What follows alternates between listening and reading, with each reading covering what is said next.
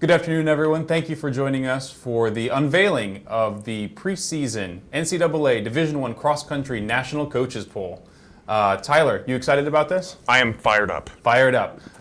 He's Tyler, I'm Kyle, and we're going to be running you through the top 30 for both the men and the women. Cross country season starts today, so what better way to celebrate than to unveil a new set of rankings. So, Tyler, where are we going to start? We're going to start with the women. So, on your screen now, you'll see teams number 21 through number 30. So, Tyler, I'll take you through these real quick. Number 30, Oklahoma State. 29, Princeton. 28, Baylor. 27, Minnesota. 26, BYU. 25, Florida State. 24, Villanova. 23, Penn State. 22, Vanderbilt. And 21, Notre Dame. What do you see that sticks out to you in this group? You know, the one thing that I noticed at the first thing, the first thing I noticed, was there are 5 new additions to the poll. Mm-hmm. We got Oklahoma State, Princeton, BYU, Villanova, and Penn State. Of note about Villanova, this is the lowest Villanova has been ranked in the preseason poll since 1998, when Nova came in 25th. Yeah. But Kyle, that turned out okay for the Wildcats. They won the national championship that year. That's not a bad result. No, not at all. And one thing you want to keep track of, people back home, and what we should as well, the number of ACC teams that are going to show up on this poll. Yeah, there's a lot. There are a lot. There are 6. Is this most of any conference in the country? Most of any conference in the country. There you have it. It's like you've done your research. Sounds like I have. We got Notre Dame as well as Florida State right now. Mm-hmm. And be on the lookout for Notre Dame this year. Yeah. Even though they're ranked low to begin the season, yeah, they got NCAA 10K champ Molly Seidel. Yes, she had a great race in Eugene. And they added 2, I got excited, 2 5-star recruits. Yeah, so that's pretty important. Expecting big things out of them this year. So let's move on to the next group of 10 here. Teams 11 through 20, we'll count at the top, go down. Number 20, Boise State. Number 19, North Carolina. 18, NC State. 17, Syracuse. 16, Virginia. There's a lot of those ACC schools we were talking about. 15, Washington. 14, William and Mary. 13, Iona. 12, Michigan. And 11, Wisconsin. That's a murderer's row right there, unless we had the top 10. Right. But since we have the top 10, we got to talk about these. And this is the first time that Boise State has been ever ranked in the preseason poll. Really? Yes. Wow. The Broncos received votes last year and finished 11th at NCAAs. They did. And the Southeast region is well represented, as you can see. There are 4 in the mix. Mm-hmm. We've got North Carolina at 19, NC State at 18, Virginia at 16, and William & Mary at 14th. And now, this is a big one. Washington comes in at 15th, and this is the 12th consecutive season that the Huskies have been ranked in the preseason poll. And, you know, they're one of 2 women's teams, count them, 2 women's teams, to return all 7 runners from last year's NCAA meet. Have we seen the other one yet in these rankings? We have not. Okay. They might be coming soon. They might be coming soon. Tyler, anything else to add? Actually, yes. You know, we have 2 Big Ten teams, Michigan and Wisconsin. Michigan returns 5 of 7 runners and welcomes the Meyer twins from Duke as transfers. Yeah. And Wisconsin, be on the lookout. lookout. Don't forget about Aaron Finn. They bring Aaron Finn back from injury and Shannon Nosika as well. Exactly. So they're going to be good to watch. So there's talent, and they were the number 1 last year. Right. Preseason number 1 for them. And Wisconsin. Yes. They're bringing back a healthy roster, as well as the national runner-up individual last year, Sarah DeSanza. Yes. So hopefully she's back healthy after kind of an injury-plagued track season. But I talked to her. Yeah, we've been hearing good things. For a preview, and I've been hearing great things. So good. So Tyler, without any further ado, top 10. Let's do it. One by one here. One by one. So there they are, the 10 teams, 10 boxes with question marks. Let's remove those boxes. At number 10, West Virginia. West Virginia, those Mountaineers. Mm-hmm. You know, we spoke with Sean Cleary. Yep. Not too long ago on the preseason podcast Extravaganza. Yes. Extravaganza. That's my thing I got to add. Sorry, guys. You know, he had high hopes for the team in 2015, and it seems as if the voters do too. One thing Sean told us, Jillian Forsey, a little bit banged up, I guess you can say, a little bit injured, coming off a difficult summer. Yeah. But if she gets back up to speed, and there's no doubt that she will, the Mountaineers can make some noise. They're a team to watch. Okay, number 9, Arkansas Razorbacks. They finished 5th last year, as you can see on your screen. This is the 3rd consecutive season that Arkansas has found themselves in the top 10 of the preseason poll. Yeah. with just 2 scores from last year's NCAA meet returning. It'll take some work for them to get back up to that spot. Yeah, but one of them's Dominique Scott. One of them, Dominique Scott. That's You a pretty can't good really list to go get. wrong with that. Right. Not at all. And they added sophomore transfer Nikki Hiltz from Oregon, as well as a 5-star recruit in the offseason. So if anyone can do it, it's going to be the Razorbacks. All right, so number 9, Arkansas. Let's move on to number 8, where we have the Providence Friars, the 2013 national champions. And you know how I said Washington was one of 2 teams to return all 7 runners from last year? I do remember that. That was just, 2 minutes ago. Yeah. I'd question if you didn't remember Remember that it. time when... Remember that time when I good feel so times. old right now. Exactly. Anyway, Providence. Providence. They're the second team returning all 7 runners. Mm-hmm. They also had a red shirt, 2013 All-America Sarah Collins. Yeah, 2-time All-American. 2-time All-American, She was excuse top me. 10 3 years ago now. So Providence is a team to look out for sure. For sure, and they had 3 runners in the top 70 last year. Yeah. Number 7, Stanford Cardinal. And the main question, will potential lead to prosperity? You know, voters are certainly thinking so. Stanford hopes so as well. Freshman sensation Elise Cranny returns after a tremendous cross-country season last year. And she'll be joined by 2013 All-American Ashlyn Cuff. Ashlyn Cuff, she was 4th a couple years ago. She redshirted last year, and she's going to be the only senior on a very, very young team. Young but talented. Very young and very talented indeed. Number 6, the Oregon Ducks. The Oregon Ducks bring back 6 of their 7 runners from last year's NCAA meet, 5 of whom finished in the top 100. And this is Oregon's 8th appearance in the top 10 in the past 8 years. Yeah, they got great pack running out there in Eugene. Plus, they hope to add in Sarah Baxter for some more top-end power. So we'll see how that goes for them. Number 5, Georgetown Hoyas. The 2014 Mid-Atlantic Regional Champion is back in the preseason top 5 for the 2nd consecutive year. Now, the Hoyas returned 5 runners, including 2 All-Americans, and added a 5-star recruit in the offseason to boot. Not bad. Not bad. Not bad. When you're Georgetown, you can do that. Yeah, absolutely. Number 4, remember, top 4 teams podium at NCAA. So these are your projected podium finishers in the very, very, very early going in this season. Let us know what you think. Number 4, Colorado. Voters saw Colorado's potential and tabbed them 4th. As you can see, you know, the Buffaloes only lost 1 of their 7 runners last year to graduation. And they added 2 5-star recruits in Danny Jones and Brianna Schwartz. And they brought in a transfer from the University of Georgia. This is Colorado's 6th time in the preseason top 5, but only their first appearance in that since 2006. There we go, looking for a good showing from the Buffaloes this year. Moving on to number 3, is defending national champion Michigan State. There's going to be a new team to beat in the nation after indeed. those reigning national champs slid 2 spots. It seems as if the dynamic 1-2 punch of All-Americans doesn't go as far as it used to. Right? Inflation. I know. Those All-Americans, Lindsey Clark, Rachel Schulist, both of them were top 11 a year ago. They lose a lot of people to graduation. Last year, the stars kind of aligned for them. Lost 3 of their top 5. Exactly. So, you know, Walt Drenth is, he's confident they can reload and get back onto the podium, maybe even challenge for the national title. They start out at number 3. Moving on to number 2, the New Mexico women.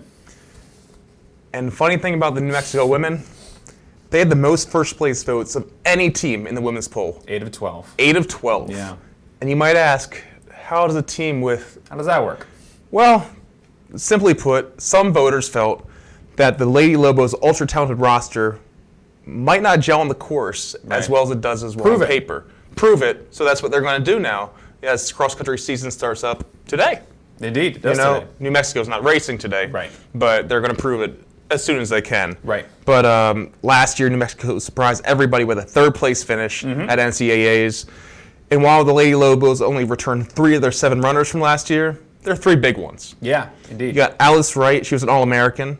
Callie Thackeray finished right outside the top 40. Yep. And Helena Tambet, she finished in the top 10 and only her Top 100. Top 100, excuse me, I'm sorry. Add the 0 there. Add the 0. It's an all-important 0. Carry the 0. Yeah. And that was only her 2nd cross-country race of the season. Yeah, pretty impressive once you consider that she's going to be having a full cross-country season under her legs this year. But there's more. But wait, there's more. Indeed. Billy May style. Indeed. New Mexico added UMKC All-American Courtney Ferricks in the offseason. That's a huge pickup. And she's great steeplechaser. The 6th fastest in collegiate history. She's very fast. It's impressive. Plus Rona Auckland from Scotland. That's going to be a big pickup for them as well. So they look very talented on paper. Will they be able to overtake our #1 team in the preseason?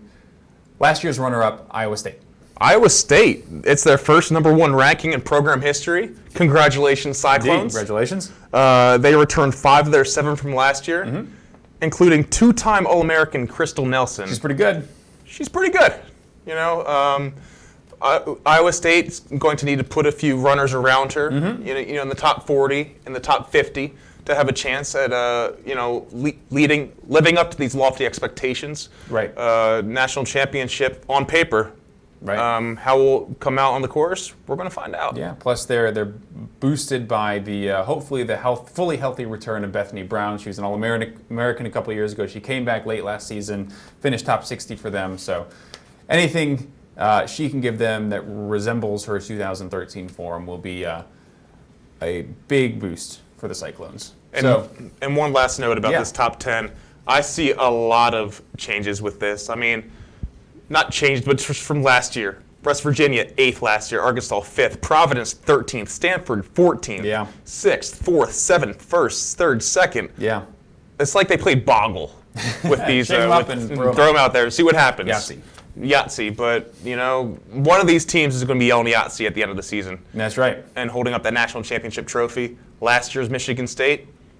This year, could it be New Mexico? Could it be Iowa State? Could it be Iowa State? Could it be Michigan State again? Could be Providence. Could be Providence. Could be Colorado, Georgetown. Could be anybody. Could be a dark horse. Watch the game, right? The race.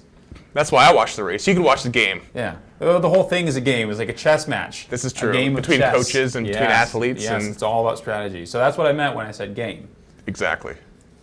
Indeed. So there we have it. Number 10, West Virginia. Number 9, Arkansas. Number 8, Providence. Number 7, Stanford. Number 6, Oregon. Number 5, Georgetown. Number 4, Colorado. Number 3, Michigan State. Number 2, New Mexico. And for the first time ever in their program history, number 1 ranking for Iowa State. With the women in the books, let's move on to the men's top 30. Shall we? Indeed. You'll see teams number 21 through 30 on your screen right now. Tyler, take us through it. We start with Portland at 30. Michigan State tied for 28th with California. Next, we have Florida State. The Providence Friars are tied for 25th with Iowa State. We got Colorado State at number 24. Eastern Kentucky at 23. Arizona State at 22. And New Mexico at 21. Now, Kyle, what do you see here? So what I see is you have a really interesting combination of teams that are making their first championships, or looking to make their first championships appearance in some time. And then some teams that were pretty successful in 2014 that have kind of dropped back due to graduation and transfers and whatever the case might be. So the first team I look at here is Portland, excuse me. Oh, yeah. Last year's third place team. They're without 4 of their 5 scorers from a year ago. And obviously anytime you lose 80% of your scoring lineup, that's going to hit you hard. So they go from 3rd down to 30th. So, of course, Portland's a great program. They'll bounce back. I imagine they'll finish higher than 30. They got people in the wings ready to go. So, some other teams that dropped a little bit. Providence, they were 13th a year ago, down to 25th, excuse me. And New Mexico was 14th a year ago, down to 21. So, we'll see if they can reload and kind of get back up into that top 2/3 of the field. And then on the other side of the coin, you have number 28, Cal. They're looking to make their first NCAA berth as a team since 2010, while Iowa State at number 25 and Arizona State at number 22 are looking to get to the big dance for the first time since 2009. It's a big dance. It's a big dance. You know, yeah, the big 10-kilometer dance. 10K dance. I mean, that's brutal. I don't know if I would have danced that much. A heck of a line dance. Yeah, so we move on to teams 11 through number 20. Starting at 20, Washington. Number 19, North Carolina. Then we got Furman. Then we got Arkansas. Georgetown at number 16. Number 15, Ole Miss. Mr. Ryan Van Hoy coaching them up. Talked to him on the podcast a couple days ago. We talked to him. BYU at 14. 13 is UCLA. 12 is Michigan. And 11 is Indiana, also from the Big Ten. Right. So in this group of 10, you have 3 of the 4 lowest finishing teams from a year ago. Furman was 30th. Ole Miss was 29th. Arkansas was 28th. They all make big improvements this year, with Furman going to number 18, Arkansas going to number 17, and Ole Miss going to number 15.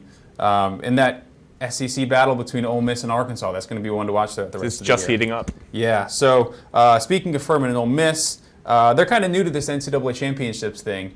Furman, when they went last year, it was their first time since 1970 that they'd been to NCAAs. That's a long And time Ole ago. Miss, they've never been before last year. They were still racing barefoot the last time Furman made it.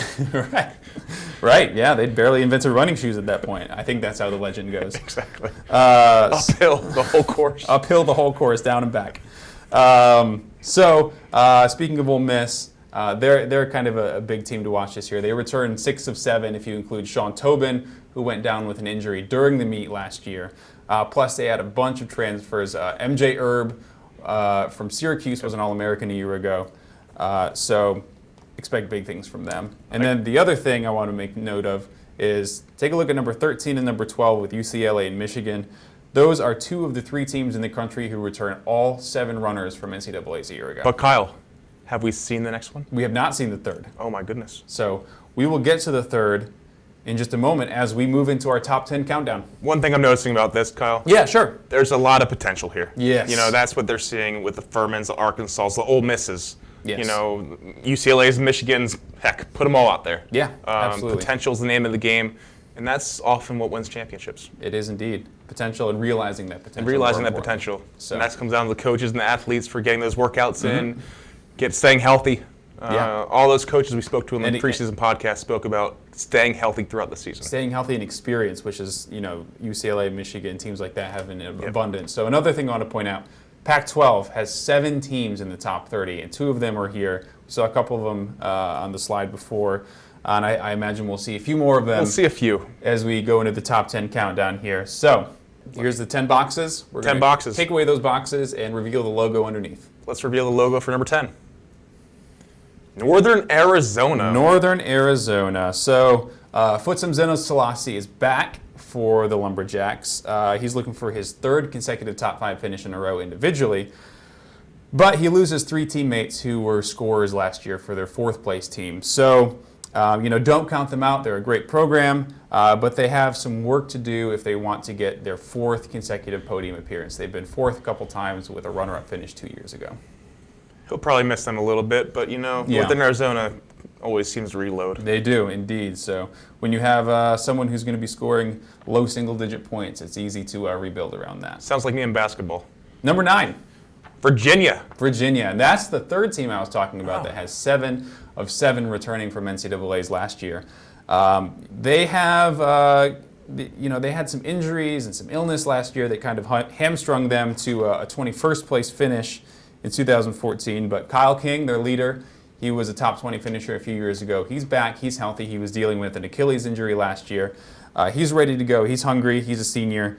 And Virginia is the reigning Southeast champ, and I think they're going to make a big improvement from 21st, maybe 9th, maybe higher, who knows. And we spoke to Pete Watson We on did that speak to Pete preseason Watson on the podcast. QAQMax preview podcast extravaganza. I probably mixed up the words there, but it doesn't matter. You get the gist. Extravaganza. Extravaganza, that's the key part. That is the key. So, moving on. Number 8. Number 8. Iona, the Gales. The Gales of Iona. So there's a lot of talent here with the Iona Gales. Gilbert Karui was kind of at the head of a pack of 3 runners who finished between 60th and 76th last year. And they're going to be also looking for, they had an off day from Kieran Clements a year ago. He finished way back in the 170s. He's an All-American type talent for sure. So they get him up there with the rest of the pack. And they have a lot of talent to, make for another podium run. They were 8th a year ago. Moving on to number 7, we have the Villanova Wildcats. So Villanova, 3 of 4 scorers back from, 3 of their top 4 scorers, back from a year ago when they finished 7th place in 2014. They're led by Patrick Tiernan. He's a 2-time All-American. He was top 10 a couple years ago. He'll be running with the lead pack, chasing Edward Cheserek and Futsam Zeno Selassie and all those guys up at the front of the pack. He'll be right with them. So last year's 7th place finish for Villanova, a very storied program. That's their best finish since a sixth-place effort in 2000, Y2K. So, it'll be Tiernan and Rob Deneau and Jorney Williams. They'll be trying to get back up into the podium mix for the first time since the 90s, really. So, watch out for Villanova. And if there's any team that can do it, it's certainly the Wildcats. Sure, a lot of history there. And moving on to number 6, speaking of Cheserek, we have Indeed. Oregon. Yes, number 6 Oregon. They were 6th a year ago. They have, basically a near guaranteed 1 point from Edward Cheserek. And in cross country, that's good. That's very good in cross country. It's like golf, kind of, more like basketball. But basketball, 1 point would be my kind of thing. Right. Maybe Exactly. one free throw. Exactly. So, he gets 1 point. But that doesn't necessarily get the job completely done for you. Last year, they had Edward Cheserek first, Eric Jenkins second for 3 total points. You'd think they'd be right there. Right there. Nope, 6th. And the bad news is they lose 4 of 5 scorers. They keep Cheserek. Everyone else is gone, but they bring in a lot of talent back. Blake Haney, Jake Linegang, Jeremy Elkame, a couple top recruits, Matthew Maton, Tanner Anderson. There's a lot of talent to try to run with Cheserek this year, get up into that All-America mix, and I wouldn't be surprised if Oregon finishes a little bit higher than 6th at the end of the year. And speaking of storied programs, that's Oregon right there. Indeed, it certainly is. And moving on, Kyle, we have 2 teams tied for 4th. Yes, 4. That's an important number. Again, remember podium teams 1, 2, 3, 4. So, But you can only have 1 4th-place team on the podium. right, and we have 2 tied for 4. So unless who's the first one? they go on top of each other's shoulders. Yeah, they could go on top of your shoulders. But, yeah. But anyway, first team. The first team are the Wisconsin Badgers, coming off a 10th place finish last year. Yeah, so they were 10th a year ago. Super, super young team. Malachi Shrobiljan was 10th a year ago as a sophomore. And he was kind of the veteran leader on that team almost to a degree. They had 4 freshmen who were in the top 7 for the Badgers last year. They had Morgan McDonald, Ryan Cromer, Carl Hirsch, Joe Hardy. All of them have another year under their belt. And, look for these young Badgers to make a run at the podium, not just this year, but also next year and into the future as well. That's good continuity and good depth. Indeed, for it the is. Badgers. Coming in also in a tie for 4th, Oklahoma State Cowboys. Yes, indeed, Oklahoma State. They were 9th a year ago. It seems like just yesterday they won 3 out of 4 national titles. But the last of those titles came in 2012, and most of those teams' top runners have moved on. There's some of the guys who were younger at that point have moved up, taking a leadership role. Craig Nowak was 16th a year ago. Fabian Clarkson, Brian Golke, both top 100 finishers. They trained with those teams. They know what the championship culture is all about. So be ready to see Wisconsin get back up on the podium. And if there's anyone that can reload, it's going to be the Cowboys. Yes, certainly is. Now we're going to move into the top 3, Kyle. Yes, There top are 3. 3 teams that we haven't seen yet, but I think we're about to. Yes, Starting we are out, about to. We are about to.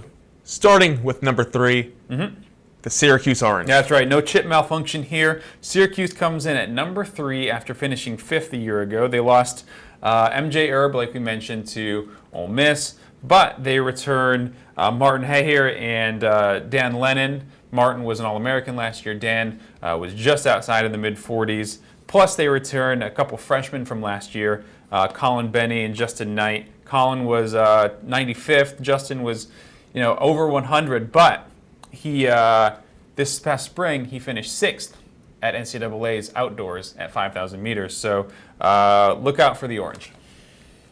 Number 2. Number 2. We have the Stanford Cardinals. Yeah, they're last year's national runners-up. And if there's any team on paper that looks like it has the firepower to take down Colorado, it's probably Stanford.